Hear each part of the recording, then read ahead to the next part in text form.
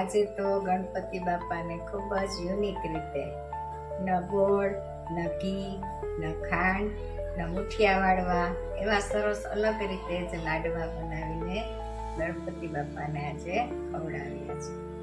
જો કેટલા સરસ દેખાઈ રહ્યા છે.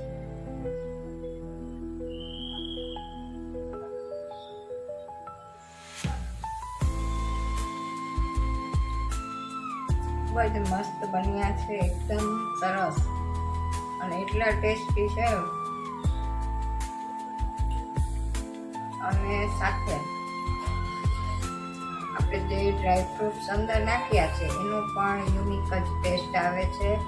અને માત્ર એ ડ્રાય ફ્રૂટ્સ આપણે જે સાંતળ્યા ઘીમાં, એટલે અડધી ચમચીથી પણ ઓછું ઘી આ લાડવામાં મેં વાપર્યું છે.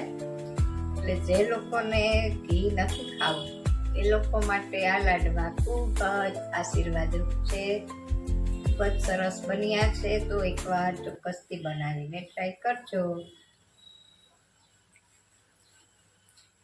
Bye bye.